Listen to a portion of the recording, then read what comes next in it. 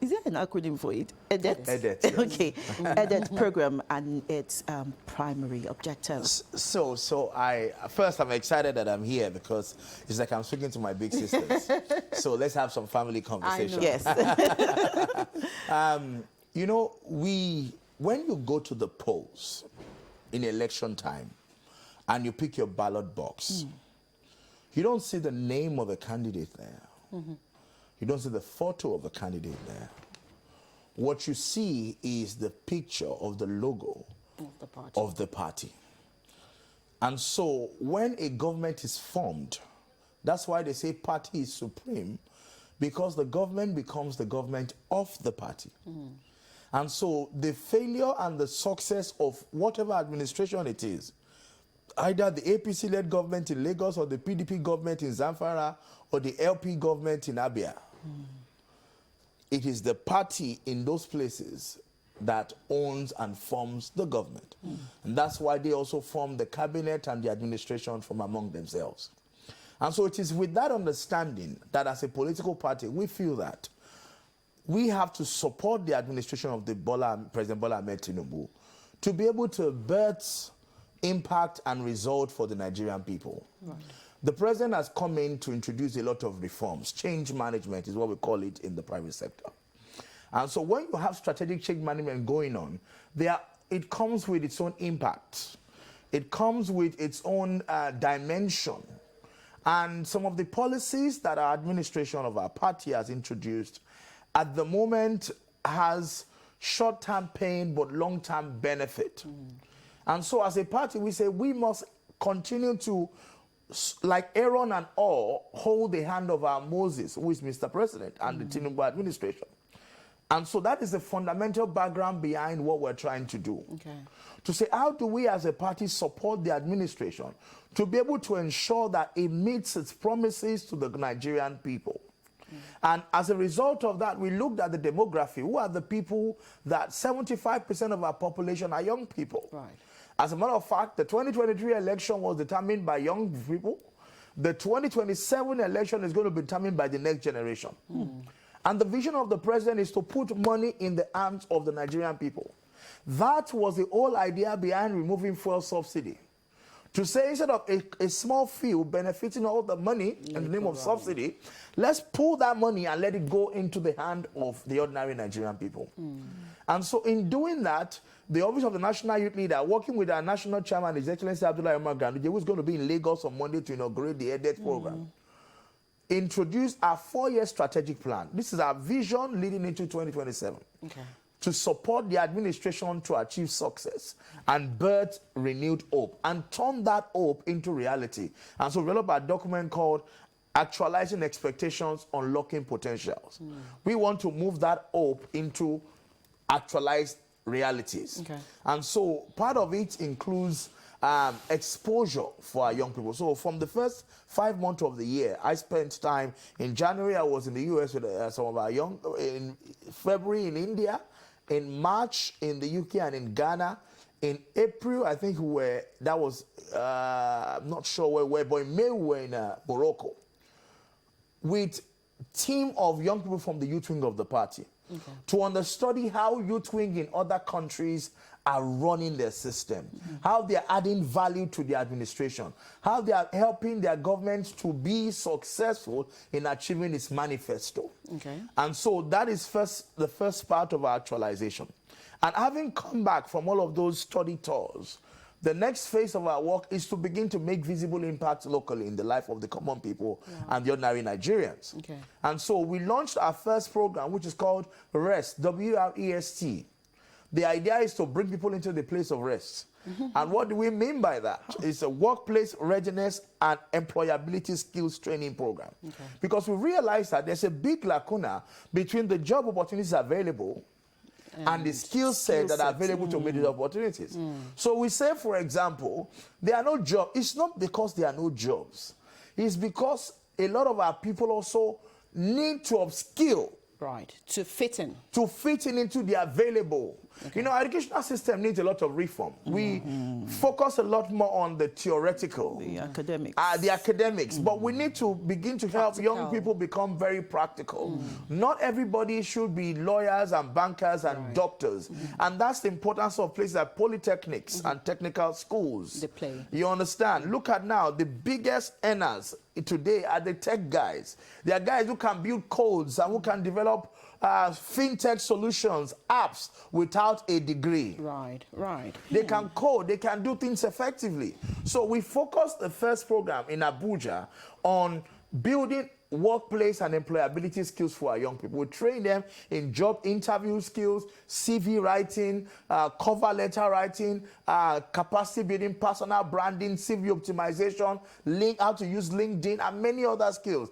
And also finding yourself, developing your career path. Right. But we realize that, yes, that is for some certain demography.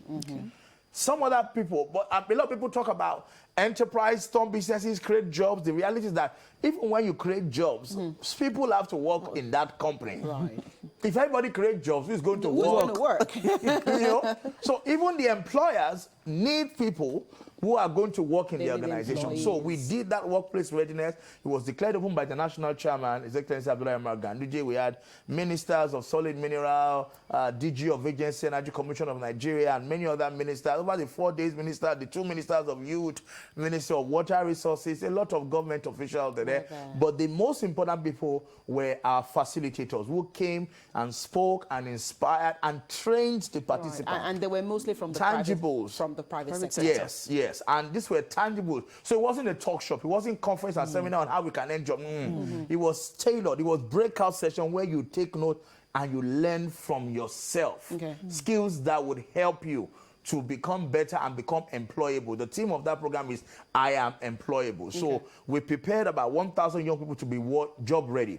What we're now doing on that project, the next step, is to begin to launching an internship program. We're telling companies who have internship positions to partner with us. We have this skill set. Can we also help them to come into your organization and get internship work experience? Professional experience that can be good on their CVs. You don't even have to pay them. If you have those slots, please get in touch with us.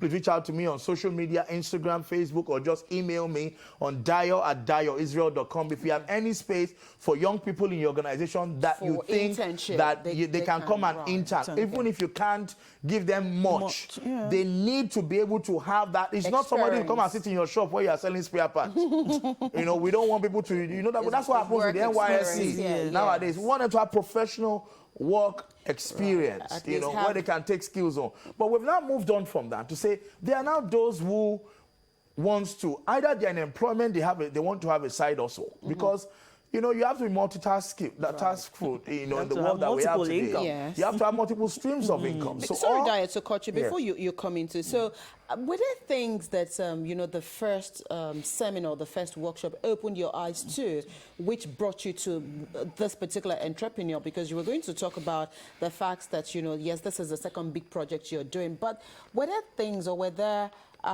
feedback from that first conference which also necessitated the second one? I think, yes, important, but also, of course, we've already seen the vision, but it made it more important for us. Because we also realized that a lot of the people who are looking for jobs is so much than the job opportunities available. So we've also got to help business start, grow, and scale so that they can also absorb a lot of the business people who are there. You understand? A lot of people who also have skill set who are looking for jobs. Because there are a lot of people who have innumerable passion and vision, you understand? But they don't have the platform to express themselves. So we feel that if we also begin to train the other side, young people who, even though they probably have looked for a job, and they can't, and decided to start something small. They have a small business, they have a micro business, they have a medium scale business. We can connect them to opportunities and at the same time build their capacities, help them to be able to achieve their. I want to show you some of the curriculum of what we have for this program, to the kind of thing we want people to go back home with. You know, so if you look at it, we said we so far we've had over 4,000 people apply for this event. And I thought the I thought target was I 8,000. thought it was Yes. 8,000. But we have had 4,800 as of Sunday. Wow. Both physically and virtually. virtually, Okay. who have applied for the program. And the interesting part of that is that we also have some interesting data. 74 or so % of those who have applied are male. Wow. 26% are female. Oh. So we're asking, where are the women? Because the women that do more business. Exactly. But I think there's more pressure On the men. on the men now. The wife is Yeah, the asking for women. money. Oh, so the you men have to are now double your looking for double their hustle. So Okay. some of the areas we're looking at, that participants are going to learn. So our program is focused into two scales. The theme of the training is My Business and I. So our website, www.youngprogressive.ng/My Business and I. Now, what do we mean? There are two elements in that. There's first I. There's business. Business, yeah. So we want to focus on the first day or two, we'll focus on you as an entrepreneur. Okay. Personality trait and business success, identity and emotional intelligence, an entrepreneur as a problem solver, growing and managing wealth, leveraging your faith, because there's a space for spirituality in all of these things. There are some times when comma will show up, but you just have to use your nails, either as a Muslim or as a Christian, to settle the matter. So we want to also look at how your faith plays a role in your business resilience. Right. You've got to believe in something, the entrepreneur's mindset, leveraging ideas, developing the right mindset and aptitude, and then we now move into issues such as understanding basic business concept, dealing with challenges and opportunities, understanding the business of your talent. You're a musician, you can draw, you can sing, you can rap, you are a creative sector professional. They say, don't just be, carried away with your the rap fame. and your skills. You have to the harness. business of your talent. Which is usually the Where the main money is challenge. going to. I yeah. remember a story I read on, I think it was on social media about, I think it was King Sunny Ade, that had a manager that was signed a contract with a manager that would take about a certain percentage of whatever he's earning, and he was just excited to be able to sing and make money. But And the he was other man was siphoning him. carrying all the Taking money money away. So understanding the business of your talent, assessing new opportunities, evaluating your ideas. For example, Joyce Awoshika that runs Soriki is going to be trained, running the sessions on what is it called? Structure. Okay. And processes. You understand? We're working, for example, with Smedan. They're going to be there. We've invited the LSCTF to also be present to, share whatever information they have that people can benefit from. Bank of Industry are also going to come and share their opportunities and programs that they have. We're also reaching out to the Corporate Affairs Commission. Okay. Yes. Why the choice of Lagos, though? So Lagos is the center of commerce. It's the commercial capital of Nigeria. So we had done one in Abuja. We'll come to Lagos. From Lagos, we're also going to other parts of the north. I'm going to be in northwest and northeast in the coming months with different other programs. After this, we also have other activities. So we have the programs for different audience. Right. I don't want to let the cat out of the bag, but one of the programs that we also have is also going to be training young people that want to have a future in governance and public service. We're very concerned about the quality of young people that we produce into public leadership. So we want to also do our best to be, as a party, we want to be able to make sure that everybody that takes our ticket, that comes on the platform of our party, has quality service delivery skills to the people. It makes it easy for us in the election. If we have a chairman, for example, in a local government, or we have a governor like we have in Lagos, who is doing tremendous wonder, we won't have issues at the next election because we have a Superman who is making things happen and making things work. So we want to ensure. I was just in Morocco and we had a bilateral meeting with the mayor of Rabat, and part of our partnership is what gave birth to what we're now launching very soon, the Progressive Mayors and City Council Leaders Development Program. And the goal is to create a partnership, sister city relationship between city councils, chairmen and local government, APC-led chairman and local government, and the city of Rabat and some other cities across the world. Through those agreements, they're going to be sharing of skills, they're sharing of materials. If, for example, the city of Rabat have some medical equipment that they're not using anymore, but they're still valid, they can donate them and all of that. So those are part of what we want to do as the youth wing of the party, to just ensure. Still talking about location, what about Nigerian youths who cannot, travel to Lagos? Is there provision for them to join online? Absolutely. So all of our events are going to be streamed. In particular, even the Abuja event, we stream because of it. I told you we have about 4,800 who are registered. Not all of them are going to be in the hall. Right. We're providing really for physically at a maximum of 1,000. Okay. So most of the participants would be online, virtual. Virtual. We'll be watching online from Zoom, from Google Meet, from YouTube and all of those Facebook platforms and all of that. So the goal, though, is that we can help to kickstart and jumpstart and energize the enterprise base of our country, the MSMEs. We want to help them to have competent skills to be able to grow their business and scale their business. Skills such as, as little as even understanding the power of location and networking. For example, you live in Agidingbi. You are selling jewelry, beautiful jewelry like you have on you there. In your house, you are Carlite jewelry. You sit down in your home, you are selling. You have an Instagram page. Yes, it's nice. You run Instagram adverts. So we're going to have e-commerce session, many importation sessions and all of that. But beyond that also, they are in your environment that you are in Agidingbi. Are you a member of the Rotary Club in that area? Are you a member of the Lions Club in that area? So community participation. So that you can, there are associations that build your network. People go and join Yoruba Tennis Club, Eco Club, Ikoyi Club. There's a reason for that. Right. They grow in that to now have an association that they can leverage on. Right. So many of our, as an entrepreneur, you must also understand the impact of networking. How do you also network? One of the example I give, a bottle of Coke in one of the store here is probably 250 naira. But that same bottle of Coke at Radisson Blue Ikeja GRA is 2,500. So once in a while, don't just sit in Yasuno in Ashabi Close and just have your Coke there. Sometimes just save that 5,000, take it, sit in the reception, order a bottle of Coke, look very nice. Somebody will walk up to you and try to say, I need you to walk up to somebody, and try to say, I connect and build relationship. So those are how you are now able to build network that can also patronize your business. Right. So those are some of the little things that we take for granted. It's not just about sales. There are also other things you must know. How to keep your record, your books, how to report your company at the end of the financial year. Those are the lessons we want to give to entrepreneurs and startups. So, you mentioned the fact that this is a brainchild of the APC.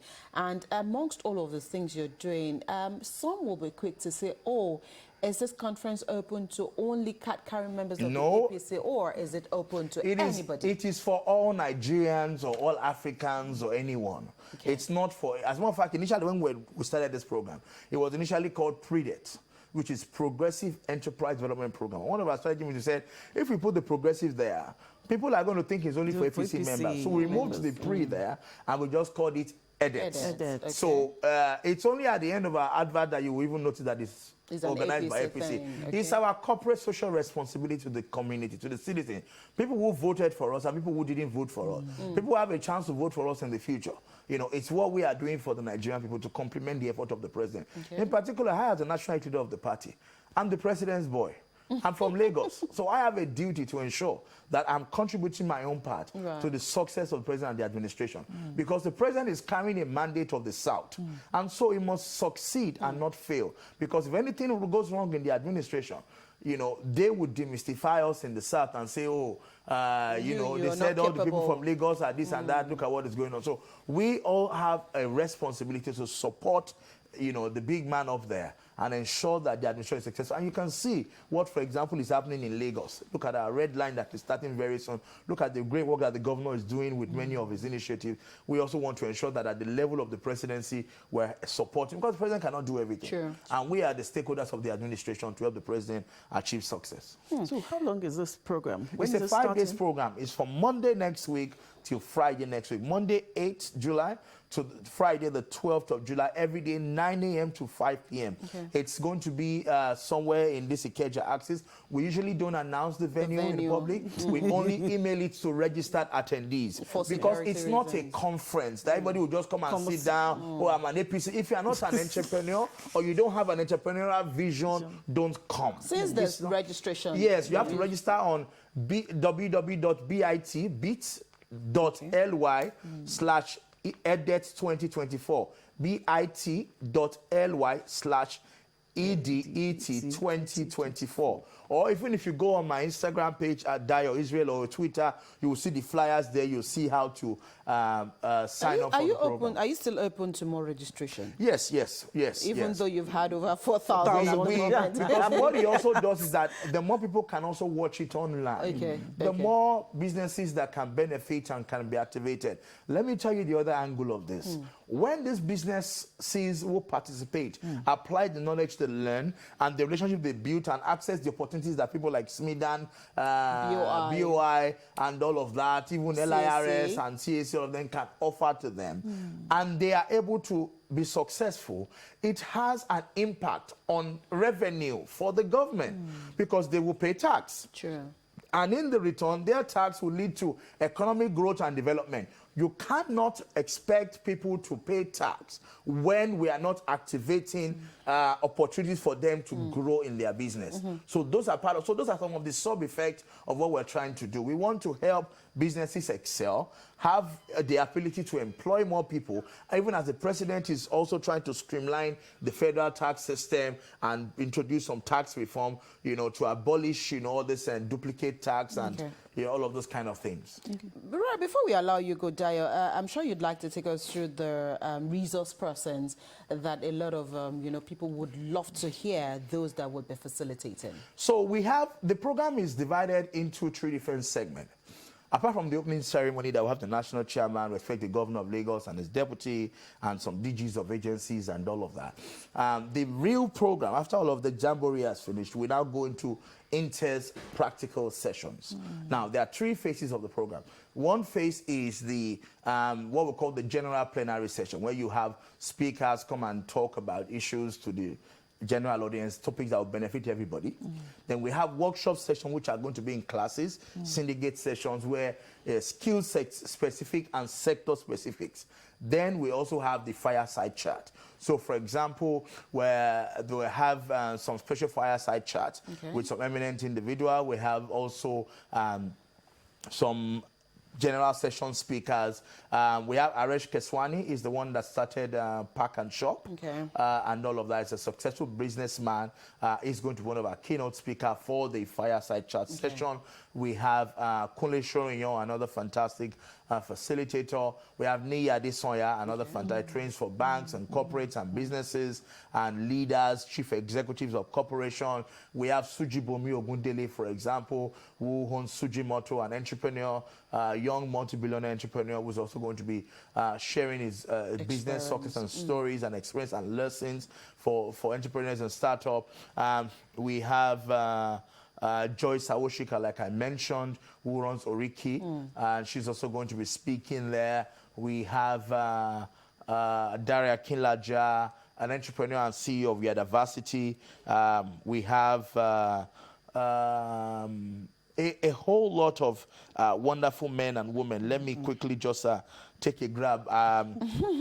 We also do have a lot of emerging leaders and upcoming speakers as well. Oh, we have, of course, Dr. Ola Brown, who owns founder of Flying Doctors, the young lady, the young entrepreneur, who is now a venture capitalist, angel investor. We hope that she would also be able to come there and share opportunities and even find companies that you can invest in. We have Mahmoud Tuko, CEO of Ashgrove Group, the billionaire entrepreneur and investor. We have Somi Smart Francis, who is also the SA to the governor of Ondo State on entrepreneurship and the president of African Youth and Young Entrepreneurs.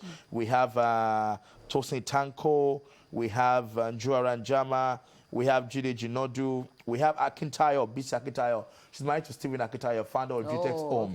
And she's an expert in mini importation, how to buy things from abroad and sell them here, you know, and all of that kind of thing. We also have, of course, I mentioned Niya Adesoya Ayodolakwa Jao, Director of Strategy at Tough Management School. We have Funke Ige, and we have Elizabeth Ajayi, and many other trainers. Aki Akipen Louis, a FOB coach, and a lot of other.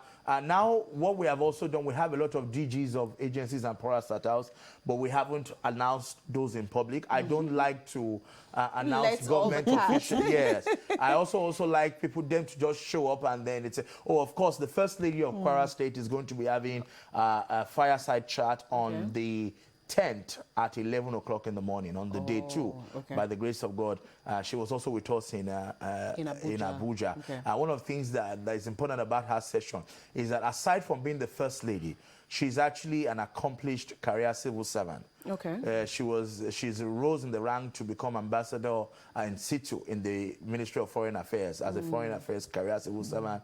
She's also served for about 25 years, you know, in the civil service role, but aside from that, has led in different areas, worked with her husband in their oil energy company before he, you know, also became a governor. And she will be sharing not just enterprise skills, but lessons in leadership as a woman who was also, she was Nigeria's representative on the board of the Commonwealth, and the Commonwealth Secretariat. She had worked in the Nigerian embassy in London, in South Africa, in Paris. So there's some of those experiences in those high level of government and policy boardrooms that she also wants to transfer. And also, how do you balance family and being all of those? So we also, of course, I'm expecting my own father and governor, at least at the opening ceremony, and all of that, and his deputy, Dr. Kari Obafemi Hamzat, and a lot of our people. This is a party event. It's not a Dio's event. It's a party event. It's an APC event. So you're very passionate, you know, watching you speak. I think that's why the president and the governor passion at which you yes. I'm sure that you would also like to quickly talk about the pitch competition. There's a prize attached to that. What's that about? So I'm going to, when we conceived the idea, we were going to have a pitch competition for businesses to pitch their goals and their ideas and vision, and to offer them some funding. $3,000 and $5,000, but at our meeting yesterday, we have decided to scale that particular part of the program down because of financial constraint and funding and all of that. Even the party doesn't have money, so I'm sure a lot of people will believe that. So you know, we're doing what we're doing because of our passion and because we want to see people succeed and all of that. So, but if things changes and we're able to, you know, to muster up resources, we would continue with the pitch side. But of course, aside from that, there are still other elements of the program, like the opportunities from BOI, from SMEDAN and stuff, from even LSCTF where possible, that people can benefit from. All right, we'll probably have to leave this conversation here this morning. I hope we've touched everything that EDIT is all about. Yes, it's just for everybody to please go ahead and register. You can even register through www.youngprogressive.ng/my business and I, or bit.ly/EDET2024. If you can't go to my social media page on all platforms, Dio Israel, you see the flyers and everything. I was just going to say, just in case you didn't pick all of the addresses, just go look for Dio Israel on all the socials, and I'm sure that you can get the information that you need about this conference holding from the 8th, which is next week, Monday, here in Lagos. Of course, I'm sure you'd have an opportunity to know where if you do register. We wouldn't give you that information. Thank you so much, Dio. And it's a free event. It is a free event. You're not paying a dime. We are giving you tea break.